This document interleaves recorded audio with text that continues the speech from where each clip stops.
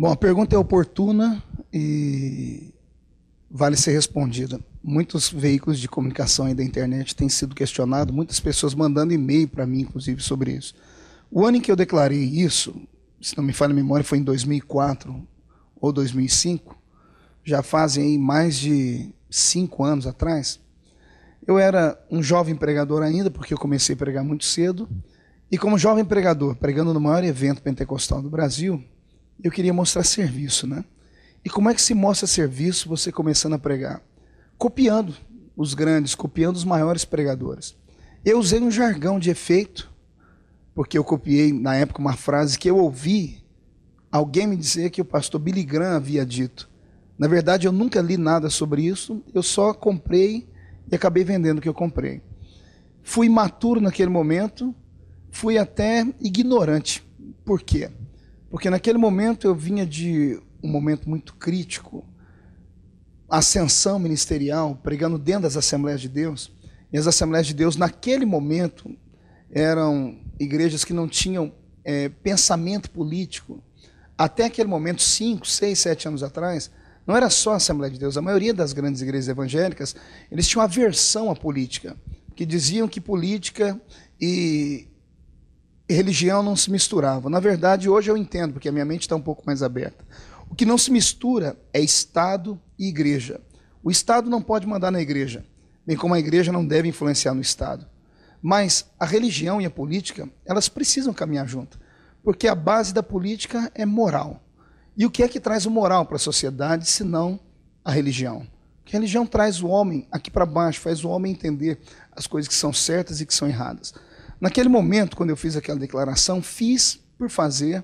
Naquele momento eu pensava exatamente naquilo, que um pastor jamais deveria se meter em política, mas depois eu tive acesso, porque aquilo também eu sofri muita crítica.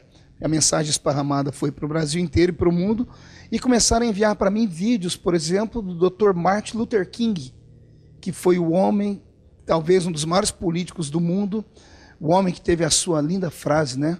I have a dream, eu tenho um sonho, que foi um político que lutou contra a segregação racial nos Estados Unidos da América. Até hoje é um ícone político americano. E o Dr. Martin Luther King, para quem não sabe, Martin Luther, a mãe dele fez uma homenagem, na verdade, a Martim Lutero, que foi o grande reformador. Martin Luther King era pastor e foi um dos maiores políticos dos Estados Unidos da América. Para quem não sabe, Jimmy Carter, que também foi um dos maiores políticos americanos, que foi, na verdade, um dos maiores governantes americanos, ainda hoje professa sua fé cristã e tem o seu pé dentro do episcopado ministerial. Os homens da Bíblia foram políticos. Daniel foi um dos maiores políticos do seu tempo. José, no Egito, foi um dos maiores políticos do seu tempo. Jesus tinha afinidade com políticos, até porque ele foi sepultado na sepultura de José de Arimateia, que era um senador romano. Jesus teve um encontro particular com Nicodemos, que era um homem que, além de ser um doutor da lei e um religioso, tramitava pelo Sinédrio. Depois que a minha mente abriu e eu descobri essas coisas, eu vi que eu havia simplesmente sido um menino ignorante. E se tem uma coisa que Deus me deu, é marcha ré. Eu não tenho dificuldade nenhuma em aceitar que eu errei, até porque nunca é tarde para a gente reconhecer um erro. Por causa daquela declaração minha, eu tenho certeza que eu provoquei mais mal nesse país do que bem. E se você perguntar o porquê, eu vou responder. Eu sou um formador de opinião. Fique imaginando quantas oportunidades nós tivemos de eleger homens de Deus na política, e meninos e meninas, e pastores, e cantores, e o povo da igreja que se inspira nas minhas pregações, por me ouvirem falar aquilo, deixaram de votar nessas pessoas.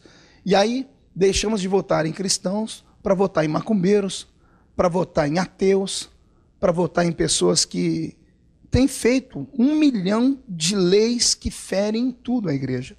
Hoje, em 2010, eu tenho acesso a todas as leis e eu li pelo menos 83 leis que ferem o âmago da família, e a família é o sustentáculo da igreja sob a mão de Deus. Por exemplo, a PL 122, que está em rede nacional para todo mundo ver, a lei da homofobia, essa lei ela vem envolta num manto, não de mistério, mas num manto subliminar. Porque as pessoas que ouvem essa lei de primeira mão dizem assim, nós não podemos ter preconceito, porque assim como os evangélicos sofrem preconceito, porque são minoria, os homossexuais sofrem preconceito porque são minoria também. Só que não é isso que a lei diz. A lei, ela vai um pouco mais além. Ela diz que se um casal de homossexuais entrarem dentro da minha igreja, eu como pastor, e eles resolverem casar dentro da minha igreja, e eu não aceitar, isso pode ser tido como preconceito, e esse preconceito vai ser punido como à luz da lei. Se a lei for aprovada, ou fecha a minha igreja, ou eu como pastor vou responder diante das leis, posso ser preso e o crime é inafiançável. Tive acesso, por exemplo, à lei do meio ambiente. O nome é tão bonito que a gente pensa, poxa, o país está preocupado aí, quem criou essa lei está preocupado com os animais que estão em extinção, está preocupado com a água que está sendo poluída, com o oxigênio do país que está sendo poluído. E quando a gente começa a ler um pouquinho sobre essa lei, descobrimos que dentro dela encontramos uma brecha chamada lei do psil, porque como envolve o meio ambiente, o som também envolve o meio ambiente, existe a poluição sonora, e trouxeram isso para dentro das igrejas. Só em São Paulo, esse ano de 2010, mais de 8 igrejas foram fechadas porque os vizinhos denunciaram dizendo que o barulho da igreja estava indo acima de 75 decibéis, que é o permitido pela lei do psil, que está dentro da lei do meio ambiente. Detalhe, a mesma igreja que foi fechada aqui na esquina, 100 metros de cá tem uma boate, que faz um inferno durante a semana toda e ninguém faz uma denúncia. Então, por causa dessas leis, eu acordei. E vi a besteira que eu fiz quando eu disse que, como pastor, eu jamais me envolveria em política porque eu não me rebaixaria. A Bíblia diz que toda autoridade é por Deus constituída. E se nós temos que colocar pessoas lá, em Brasília, ou na Câmara Legislativa, temos que colocar pessoas que conheçam a lei de Deus. Porque também não basta nós elegermos um evangélico despreparado. Porque hoje ser evangélico virou é um nome, é status, é know-how. Eu conheço um monte de evangélico que não sabe citar o Salmo 23. Eu conheço um monte de evangélico que não sabe o que é o batismo. Então também não adianta nós votarmos apenas em cristãos. Temos que votar em pessoas que conheçam a lei de Deus e que possam fazer alguma coisa lá em cima. Naquele momento, em 2004, quando eu fiz aquela declaração, eu confesso, fui infeliz, fui um menino em fazer, fiz sem conhecimento de causa, fiz porque eu ouvi todo mundo falar, todos os pregadores que eu me inspirei falavam isso, e inclusive alguns que falavam isso hoje são políticos. Estão fazendo um trabalho formidável para o reino de Deus. Então, como eu disse, nunca é tarde para voltar atrás, e por isso hoje eu, Marco Feliciano, empresto o meu nome à Câmara Federal de Brasília, para ser, quem sabe, aí o representante do povo de Deus lá dentro. Sou candidato a deputado federal, não me envergonho disso, isso não me rebaixa, até porque existe ex-político, mas não existe ex-pastor, não existe ex-ungido. Eu posso estar político por 4 anos, se Deus permitir, quem sabe mais, mas eu nunca deixarei de ser pastor.